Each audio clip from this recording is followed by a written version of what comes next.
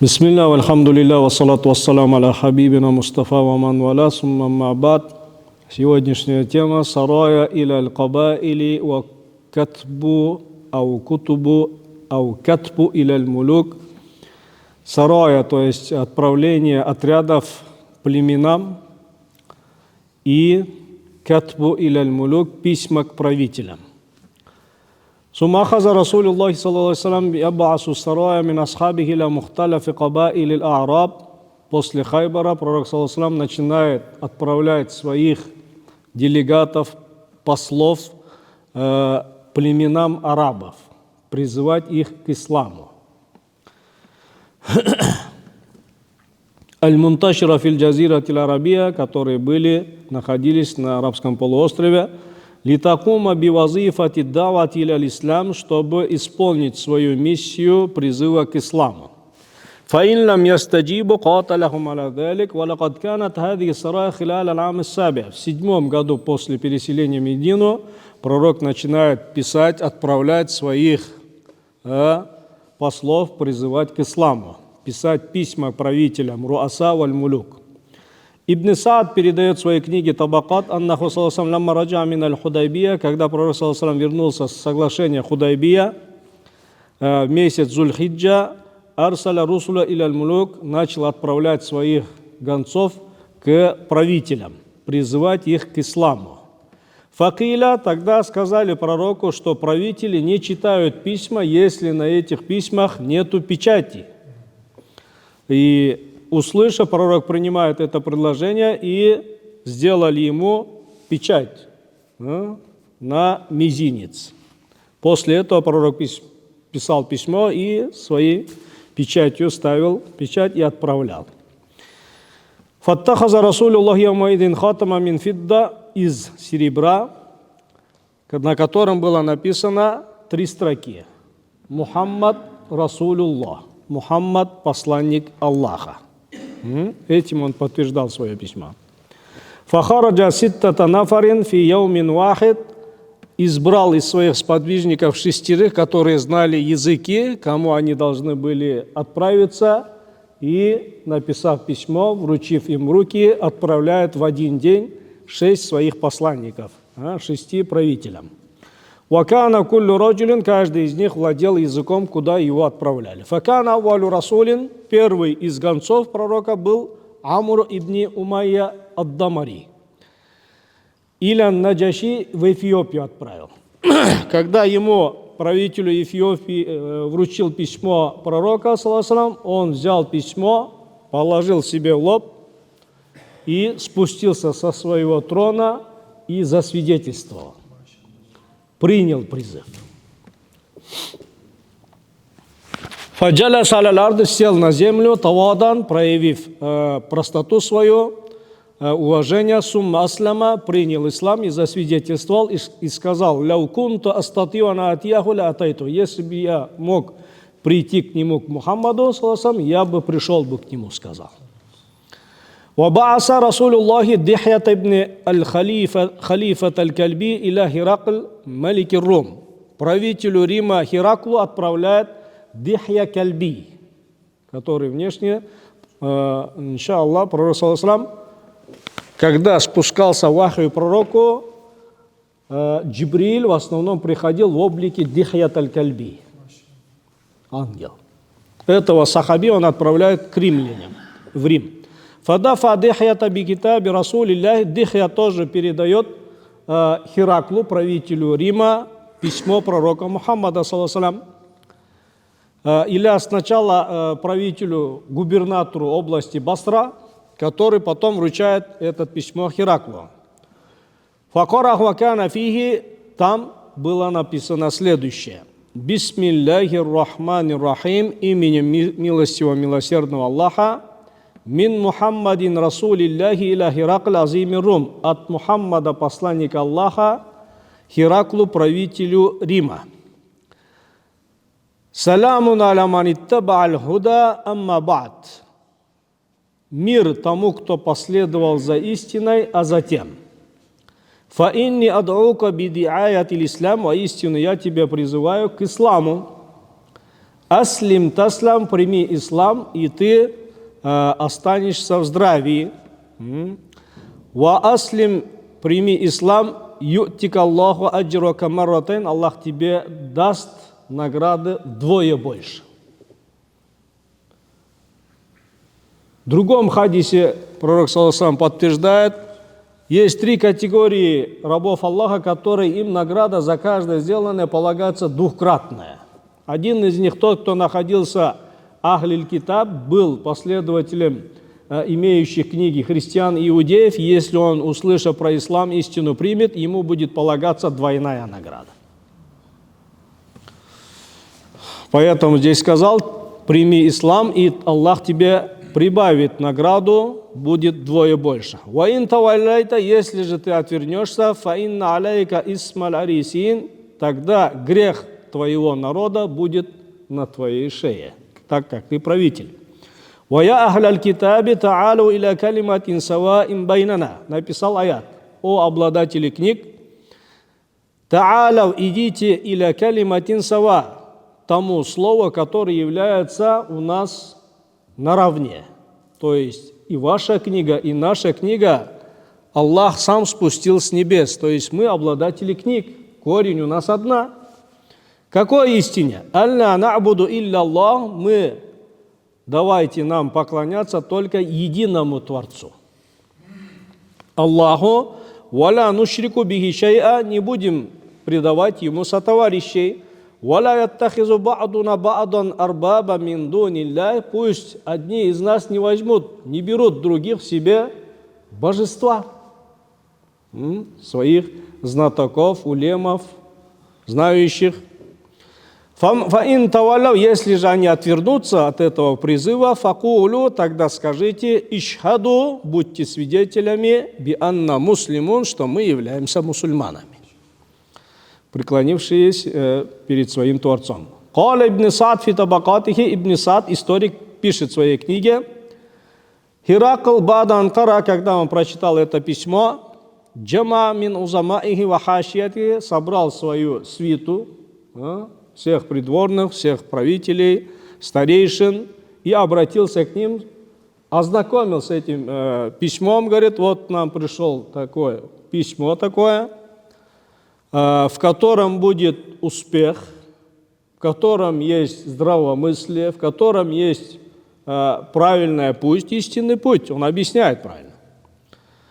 «Ван яспута лякум мулькакум», и ваша власть останется при вас, если мы последуем за этим письмом. «Ма каля Иса ибн Марьям», если мы последуем за тем, что сказал Иса, сын Марьяма, говорит. «Калят ир-Рум», тогда его свита, старейшины, что сделали? «Ва мазака айюхаль малик». Кто этот царь, да? Кто написал это письмо? «Каля таттабиуна хадан набийяль араби», последуйте за этим пророком, посланником, арабам, сказал. «Калю фахасу хайсата хумурил вухуш», тогда они стали кричать, поднимать свои голоса, негодовать, смотреть косо, отвергли его обращение, своего правителя. «Ватанаджазу ва рафа ас-салиб», подняли свой крест, вот, мол, наша религия. «Фалямма ра Хиракль залик», когда Хиракл увидел их положение, что его народ не последует за этим письмом, за этой истиной, он сказал следующее: «Иннама культу лякум», я сказал эти слова, чтобы проверить вас, чтобы узнать, насколько вы тверды в своей религии, в своей убеждении. Я сейчас это подтвердилось у меня, передо мной. «Кайфа салабатукум фидиникум факат райту минкум аллади», я увидел от вас то, чего я хотел, и тем самым он сохранил свою власть, и они остались на своей религии. Следующее: «Вабааса Расулюллахи Абдулла ибн Хузафа», третьего своего гонца Абдулла ибн Хузафа, пророк саллаллаху алейхи ва саллям, с письмом, с печатью отправляет Кесра яд'уху иля ислам, царю персов Кесру. «Ва арсаля маху иляйхи китабан, каля фадафат иляйхи китаб факури алейх», когда ему вручили письмо и прочитали, он взял это письмо и разорвал. Царь персов.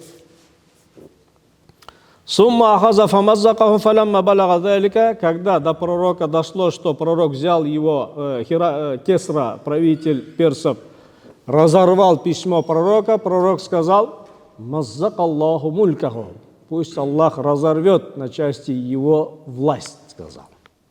И этот дуа был принят.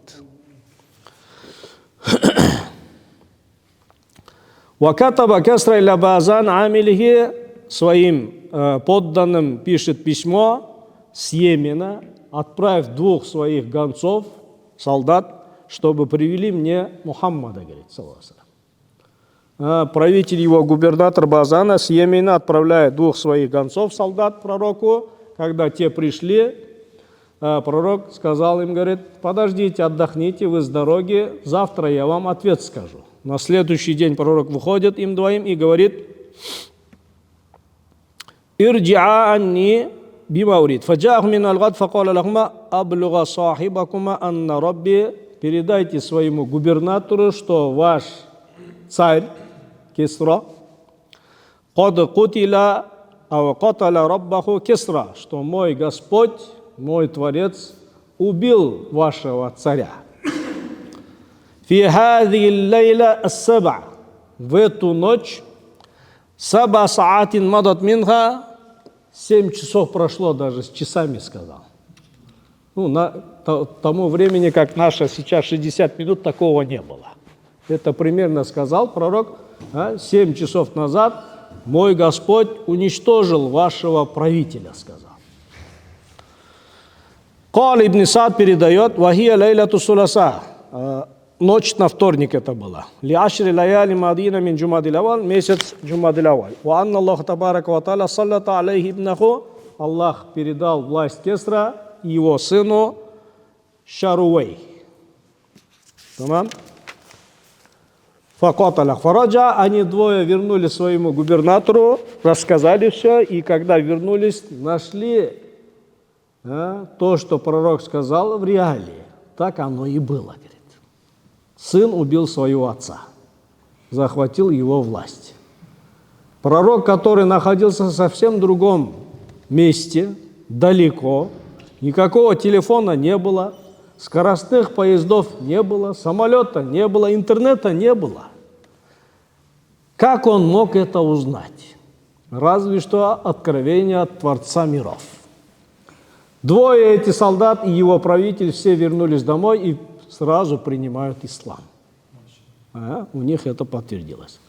Обааса 4-го человека, Аль-Харис ибн Умайр аль-Азди, отправляет правителю Басра со стороны Рима, в котором было правление Рима. Шурахбиль ибн Амру аль-Гассани отправляет, но этот царь, сразу взяв посланника пророка, что делает?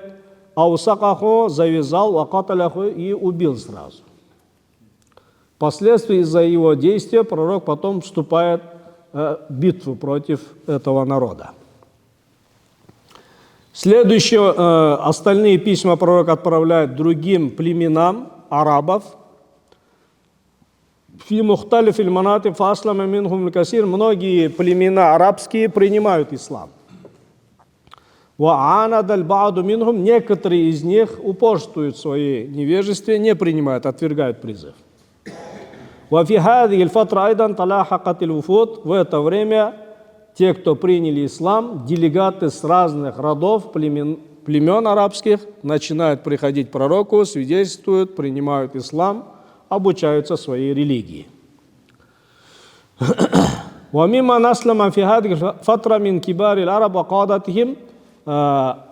Из главных, известных арабов в этот момент принимают ислам Халид ибн аль-Валид и Амр ибн аль-Ас.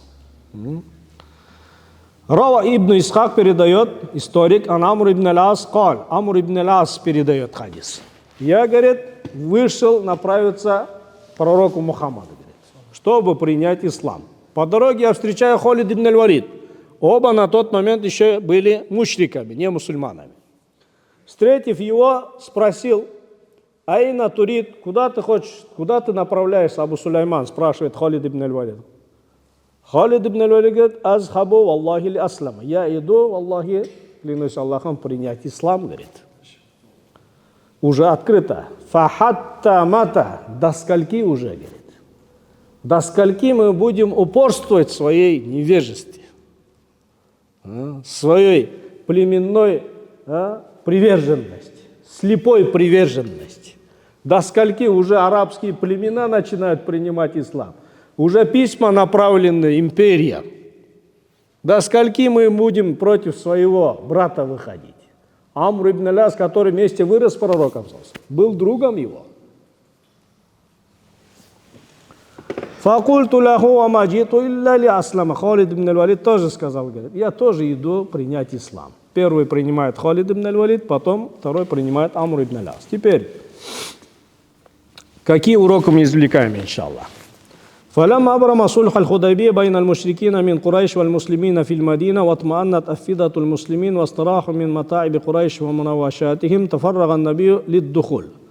Когда пророк Мухаммад уже заключив договор с курайшитами, со своим народом, с пеканцами, о перемирии на 10 лет, после этого он вступает на другую стадию.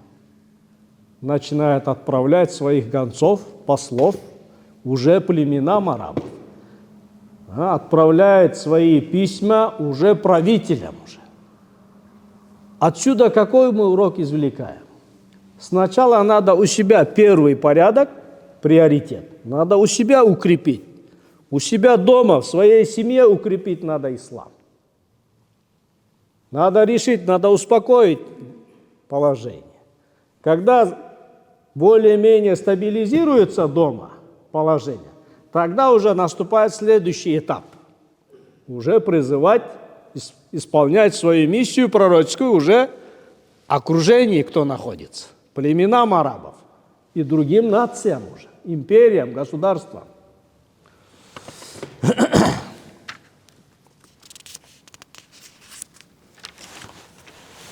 الدعوة السليمة بالحكمة والمناقشة والموعظة الحسنة في كل مجال ومكان أمر لا بد منه. Отсюда мы извлекаем урок: призыв к исламу, к истине, счастью обеих миров всегда с мудростью, соблюдая нормы, порядок, этику, разум. И это дело никогда не должно останавливаться, всегда должно продолжаться. Пророк остановился после заключения перемирия. Дай-ка я год отдохну. Съезжу в Иссык-Куль, отдохну, возьму себе курорт, умру, съезжу на 2 недели. Как мы сейчас делаем с вами. Устаем, видите ли.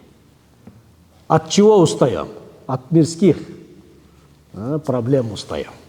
Но ни в коем случае за призыв к исламу, к истине. Хотя для всех я с хорошим намерением считаю, что все для других считают благо, чтобы все вошли в рай довольства Аллаха. Правильно? Но при этом мы с вами устаем не за призыв к исламу, к истине, а за мирские зарабатывания или трату денег даже устаем. Субханаллах. Насколько мы с вами отдалились от сунны, от ислама, от истины, от призыва. Насколько мы с вами уже заснули, спим. Когда уйдем и будем уходить из этого мира, тогда только проснемся. Как сказал и Али ибн Аби Талиб. Люди спят, пока не умрут. Когда умрут, они проснутся. Но когда умрем, уже будет поздно. Будем жалеть за то, что мы призыв не делали, за то, что мы зикр не делали, за то, что мы Коран не читали, за то, что мы можем говорить, за благие деяния.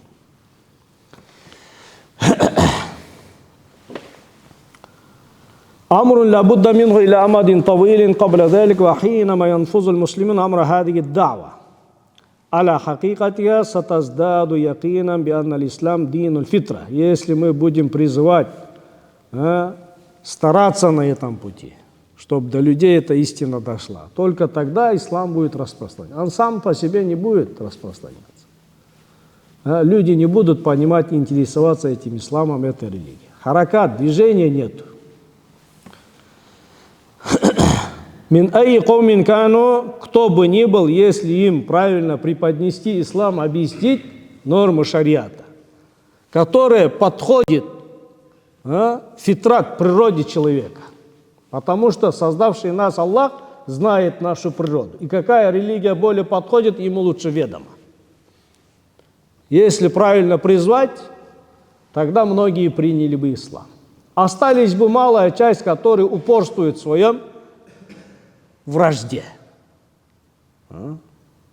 Так же, как и во время пророка, саллаллаху алейхи было. وأن يستمر على التخلف منه إلى الحاقدون كما ينبغي أن لا يفوتك أن أمر هذا الإلزام الذي ذكرناه إنما هو خاص بالملحدين والمشركين والوثنيين. Тем более Ахлюль Китаб, обладатели книг, они первые должны были последовать за этой книгой, за Мухаммадом, которых тоже есть книга от Аллаха свыше 7 небес. А этот призыв должен был быть направлен идолопоклонникам, огнепоклонникам, атеистам, агностикам, у которых религии нет, или другие новые виды религий. Субханаллах. Да мы своим мусульманам даже не можем нормально ислам довести. Самим быть образцовым мусульманином, чтобы они, посмотрев на наши действия, дела, сразу, чтобы они взяли пример, субханаллах.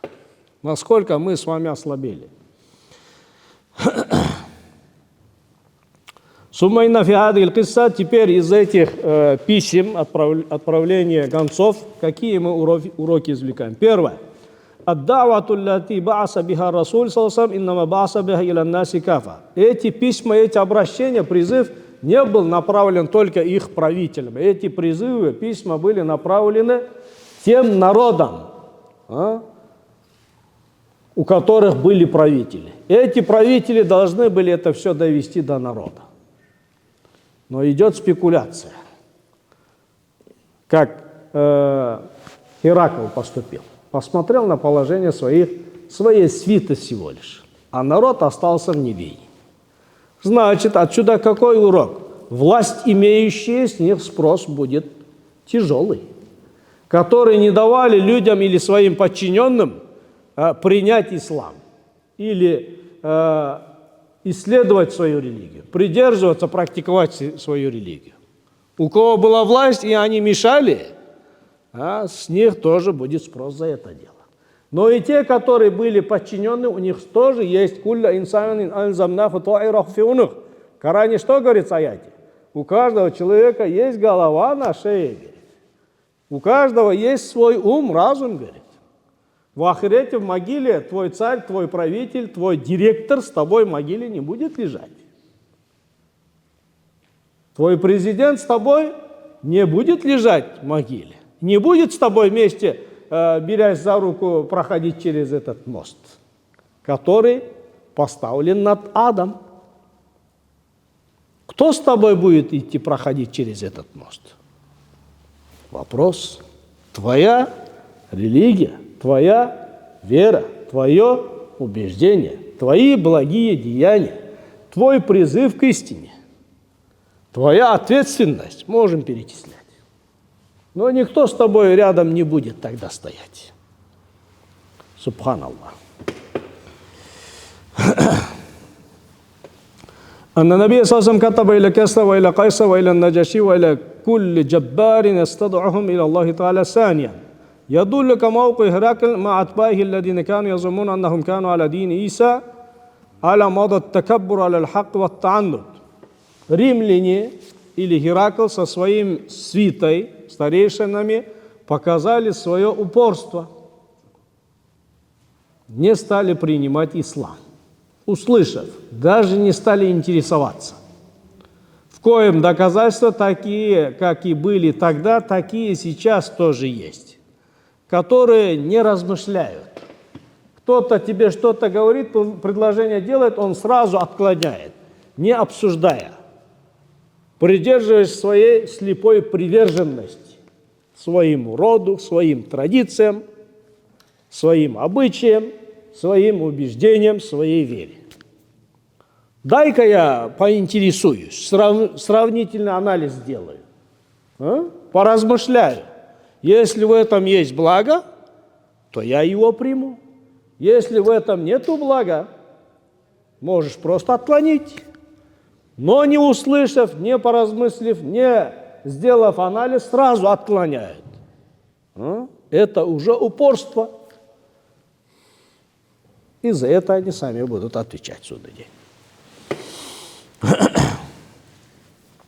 В-третьих, «Далля амалю Расулиллахи хада аля машру'иyyati иттихаз аль-хатам». Действие пророка, когда ему посоветовали взять печать, сделать печать в виде кольца. В шариате можно ли носить кольцо? Можно. Мужчина из серебра. Законно ли? Законно, но не из золота. Золото дозволено женщинам-мусульманкам, но не мужчинам. Можно ли на этом кольце написать свое имя или другой любой надпись? Можно. Пророк написал что? Мухаммад Расул Аллах. Расулюллах. Аллах сверху пишется, не снизу. Следующее. ويدل أيضا عمله صلى الله عليه وسلم على أنه ينبغي على المسلمين أن يهيئوا للدعوة الإسلامية في كل أرجاء الأرض وسائلها وأسبابها. То есть в призыве надо создавать условия для призыва, говорит. Стараться призывать, напоминать. Сегодня только я утром на уроке рассказывал женщинам, алим написал хорошее предложение одно. То, что мы войдем в рай, иншаллах, это большой подарок от Аллаха, говорит. Не так ли? То, что ты вошел в вечное блаженство, в котором не стареешь, не голодаешь, не умираешь, только счастье. Это одно счастье, говорит. Есть еще второе счастье вдобавок. Какое?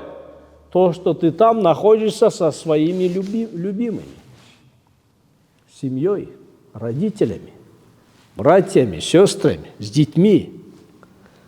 Это другое счастье, говорит, сверху этого счастья, говорит. Поэтому надо создавать условия для призыва, уроки вести, ходить на уроки, призывать своих соседей, друзей, родственников, чтобы они тоже приходили, узнавали, интересовались в этом благом деле.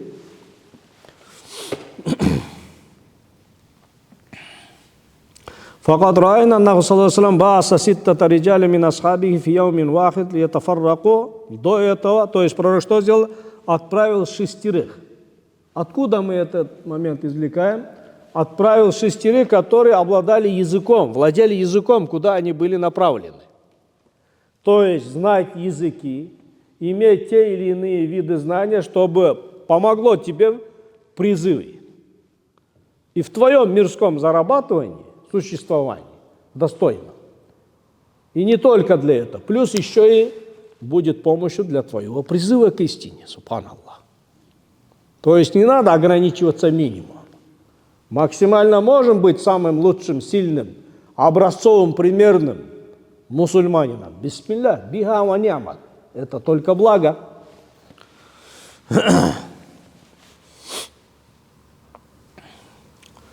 В-пятых, يدل عمله صلى الله عليه وسلم هذا مع ملاحظة التوقيت الذي جاء فيه على أن على المسلمين أن يقوم أولا بمسؤولية الدعوة فيما بينهم. То есть сначала у себя тоже надо параллельно сперва в семье надо вести ислам. Своим детям, своим родителям надо стараться. Более-менее укрепился, тогда уже можно дальше своим одноклассникам, друзьям, коллегам, партнерам, односельчанам, с одной нацией, кому можешь ты объясняться. Как это мы упомянули ранее. Следующий момент – умратуль када. Худайбия, соглашение Худайбия, пророк саллаллаху алейхи ва саллям, он совершил умру, вошел в Мекку, не вошел в Мекку. Но это умра за умру считается? Считается. Почему? Пророк, одев ихрам, надо совершить таваф, обход 7 кругов вокруг Каабы и бег между холмами Сафа и Марва, потом сбрить голову. Это является основными столпами умры, малого хаджа. Пророк, когда вышел в 6-й год Сан-аль-Худайбия, соглашение Худайбия, мекканцы, мушрики, многобожники не разрешили пророку пройти, сделать свою умру. Тогда пророк что сделал? Сбрил свою голову. Жертвоприношение, свои жертвенные животных он заколол. Это считается за одну умру. Пророк, саллаллаху алейхи ва саллям, в своей жизни сколько умр? Малых хаджев совершил? 4. Один из них первый, который не дошел. На следующий год пророк обратно выходит, уже не 1400 своих сподвижников, а их было уже 2000. Те, которые были в прошлом году на Худайбийском соглашении. И кроме тех, кто умерли мучениками, еще и прибавились. В общем, 2000 сахабов выходят на следующий год совершить свою умру. В некоторых книгах пишут умратуль када. То есть, как можно сказать? Можно сказать, что он заново эту умру совершает.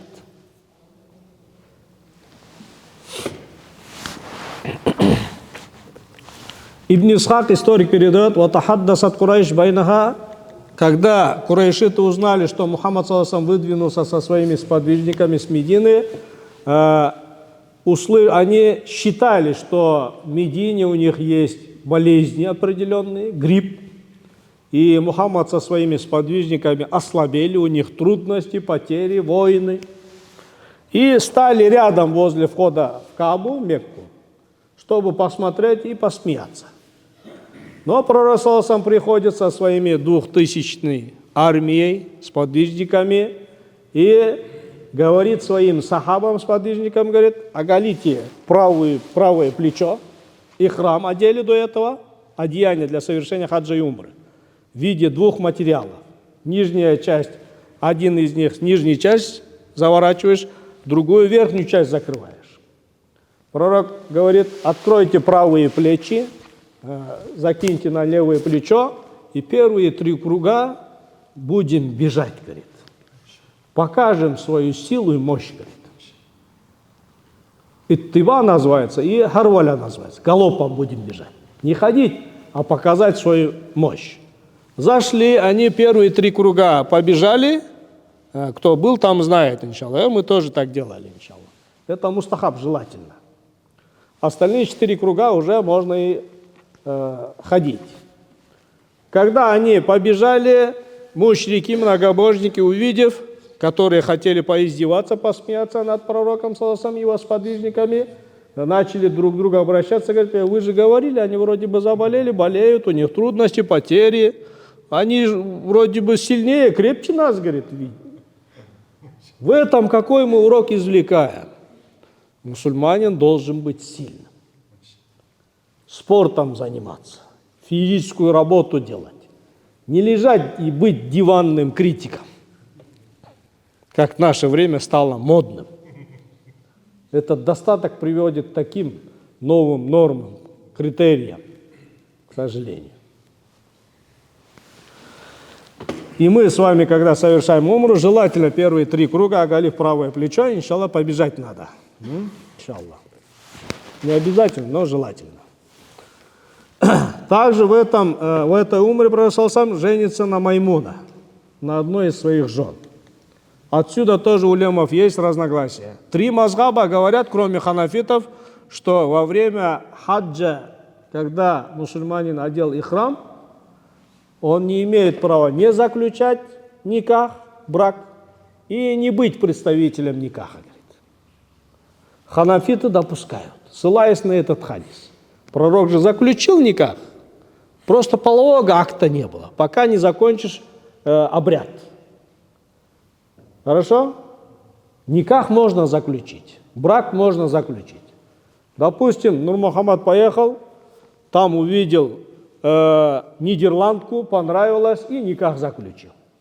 Потом через неделю я заберу, говорит. Например, говорю, да? Чтобы легче было понять, да, вопрос. Но полового акта нет, надо воздержаться. Во время ихрама нету полового акта, штраф придется платить. Тамам? Если во время хаджа совершают половой акт, надо будет зарезать корову или верблюда, не лошадь. Во время умры придется зарезать барана. Половой акт не совершается. Ялла.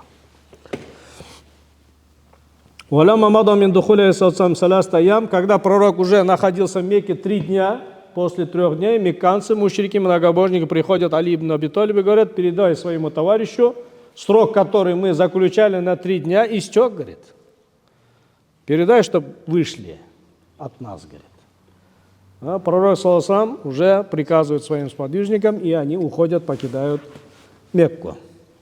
Фахада мистаку, и это подтверждение аята суры Фатх, в котором говорится: «Лакад садак Аллаху расуляху руя». Воистину Аллах исполнил своему посланнику его сон воистину. «Ля тадхулунна аль-масджид аль-харама», вы непременно войдете в мечеть Харам запретный. «Инша Аллаху», по воле Аллаха, «аминина», в здравии, «мухалликина руусакум», которые будете сбривать после совершения в конце обряда свои головы. Некоторые мукассирин будут просто отрезать волосы, не будут сбривать некоторые из них. «Ля тахафуна», у вас никакого страха не будет. После заключения договора никакого страха не было за свою жизнь. «Фаалима ма лам та'ламу», Аллах непременно знал то, что вы не знаете. «Фаджа'аля мин дуни залика фатхан кариба», и кроме этого Аллах вам тоже дал победу. За эти годы соглашения Худайбия принимают ислам много мекканцев, которые не могли принимать ислам, не понимали ислам. «Факад дахалят харахабату минхум иза фуджиду бяксима кану истихбабу литтиба». Сейчас. Женщины, конечно, иттиба не делают, они не оголяют, они и храм не одевают. «Захаба ба'ду фука иля джаваз ахтин никах, валлади алейхи джумхур». Хаза вакат иатама Расулуллах саллаллаху, пророк совершает 4 умры. Первая умра во время Худайбии, которым он не закончил, не вошел в Мекку. На следующий год, который только что мы рассказали, тоже в месяц Зилькада. 3-ю умру он совершает в Джирана, и 4-ю вместе с хаджем совершает. Фактически 3 умры получается. Фактически, когда он зашел, именно таваф сделал. Хорошо, 1 умру он до конца не вошел. Но все равно за умру посчитали. Итого, в общем, 4 умры говорится, иншаллах. Сколько времени дали? Вопрос-ответ, который? Можем, следующий урок, иншаллах, газвату Му'та, битва Му'та называется. Самая плачевная, но в конце была победа. Почему плачевная? В 8 году после переселения. Му'та – это село, которое находится с востока Шама, то есть Сирии, с востока Сирии. Вахия ляти тусамма аль-яума, сейчас который в книге написал, Карк называется, говорит, возле Шама. По какой причине эта битва произошла? Пророк, когда им отправил своего гонца, Харис ибн Умайр, которого сразу казнили. За своего гонца пророк потом призывает свое войско, набираются люди, 3000, выходят в поход. На этой битве пророк не вышел вместе со своей войской. Поэтому у улемов есть разногласия. Одни говорят, что это тоже считается за газва, за битву, за сражение. Другие говорят, нет, это просто отправление своего войска, говорит, которое считается как не битва, не сражение, а, как сказать, называется, на русском языке не выходит, вот этот момент. Тактика. Нет, отправил, в общем, пророк сам не участвует, в общем, кратко, сейчас забыл это название. Расулюллахи иля малики басра валам яхтуль расулюн гайраху. Только один из 6 гонцов, которого убили из послов пророка. Это был Харис ибн Умайр аль-Азди. Фанаддаба нас, пророк призвал войско, они все выходят. Тогда пророк говорит, отсюда тоже явное доказательство пророчества нашего любимого пророка Мухаммада саллаллаху алейхи ва саллям. Каким образом? Пророк остался в Медине. Отправляют 3000-ю армию, во главе которой стоит Заид ибн, пасынок пророка, который усыновил. Сидя в Мекке, рассказывает сражение, которое находится за километрами. Услышав, что Мухаммад ﷺ отправил свое войско, Шурахбиль с одной стороны, Геракл с другой стороны собирают войско, один 100 тысяч, другой 100 тысяч. 200 тысяч с лишним войска собрано, вышли встретить войско пророка Мухаммада. Войско пророка, которое численность была 3000. Главнокомандующим назначает Заид ибн Харис. Хорошо? И эти два войска встречаются. В этот момент пророк что делает? Садится на минбар и начинает рассказывать, в мечети своем собрал сподвижников и начинает подробно рассказывать. Как будто с телевизора все видит и рассказывает. Телевизора не было. Вот сейчас войска вступили в битву, сражение, флаг держал Заид, Заид постигла смерть. Потом за Заидом, до этого момента, пророк перед отправлением говорит, флаг возьмет Заид, говорит. Перед тем, как отправил свое войско солдат, говорит, флаг возьмет Заид ибн Харис, потом за ним возьмет Джафар, говорит. Потом возьмет Абдулла ибн Раваха, говорит. Потом мусульмане назначат себе сами своего главнокомандующего, говорит. Сражения еще нету, не отправил. Потом так и происходит. Две армии встречаются, Заид ибн Харис держит флаг, вступив в битву, его убивают, за ним флаг берет Джафар ибн Аби Талиб, который тоже сильно сражается, в конце концов отрубают ему руки и напополам даже разрывают. Потом посмотрели тело, были ранения, говорит, в теле, сзади, говорит, не спереди, 50, говорит, около 50 ранений, копья, стрелы, мечи, говорит, но спереди не было. Это о чем говорит? Есть и другие сражения мусульман, в котором рассказывается, было 80 с лишним ранений, говорит. Родной брат Анас ибн Надра, который, сестренка только узнала своего брата по пальцу, говорит. Из-за того, что сильно исказили все лицо, никто не мог узнать, чье это тело было. Но на теле ранений не было. Были только 80 с лишним ранений сзади тела, говорит, задняя часть. Это о чем говорит? Были настоящие богатыри, отвага, смелость.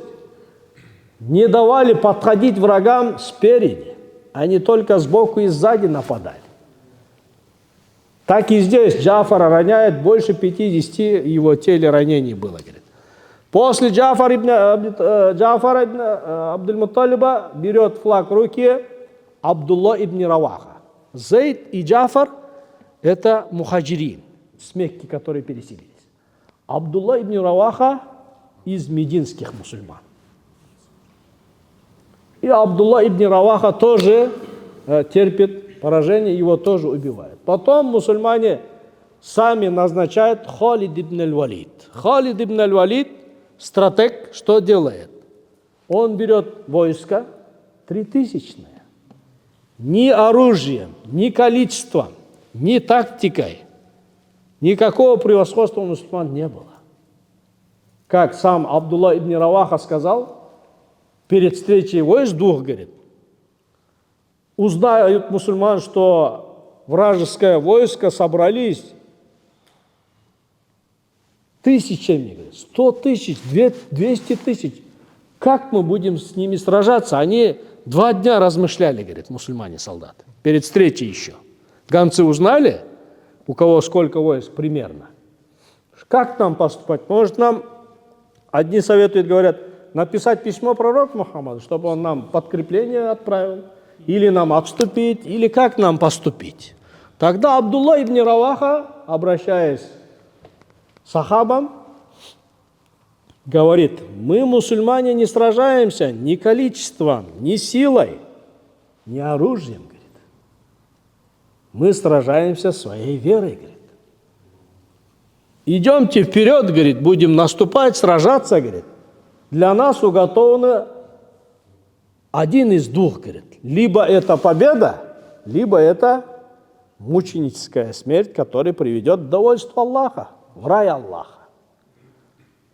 Чего нам бояться? Бисмилля, давайте наступать. И войско выступает. Вступают в сражение, трое умирают. Абдулла ибн Раваха тоже умирает. Халид ибн аль-Валид приходит, а он стратег, что делает? Первый день сражается, второй день что делает? За ночь меняет правый фланг на левый фланг. Лица другие. На следующий день, когда начинается битва, вражеские войска смотрят, что лица уже другие, командиры другие. Значит, к ним пришло подкрепление. Говорит. Побоялись. Хитрость в войне. Аль-Харбу хида, пророк что сказал? Война – это хитрость, это тактика, это стратегия. И что делает Халид ибн аль-Валид? На второй день идет сражение. Вражеское войско, уже у них страх вселился в их сердца. Делает удар, рассекает их войско, строение, и, собрав свое войско, обратно возвращается в Медину. Когда они возвращаются в Медину, мединский народ выходят и говорят: фираран, вы те, которые убежали с места сражения, а в исламе у нас бежать с места сражения, битвы, войны считается большим грехом. Захв называется. Мединский народ кричали: фираран, из пути Аллаха, в котором вы находились, вы побежали назад, что ли? Начали упрекать, пророк тогда выходит и говорит: балькараран, нет, это возвращающиеся войска обратно, говорит. Халид ибн аль-Валид что сделал? Не стал догонять, не стал добивать, не стал дальше продолжать. Все равно войско вражеское превышало многократно. Главное, надо было сохранить войско. Он сохранил войско. Сделал удар, разделил войско, ряды вражеское, и сразу, собрав войско, обратно возвращается в Медину. Тем самым он сохранил войско исламское, мусульманское. И пророк говорит: нет, это войско не бегущее с поля битвы, а возвращающееся обратно, укрепится и обратно будет возвращаться. Впоследствии так и было. Аллаху алям биссаваб. Субханакаллаху ва бихамдика, ашхаду ан ла илляха илля анта, астагфирука ва атубу илейк. Бисмилля, если есть вопросы, иншаллах, следующий урок, иншаллах, продолжим этот момент. Какие уроки будем извлекать? Из-за того, по какой причине это сражение было? Из-за того, что они, царь их, Шурахбиль, сразу, без разъяснения ситуации, сразу приказал казнить гонца, посла пророка. Тамам? По этой причине пророк выступает против этого войска. Вопросы?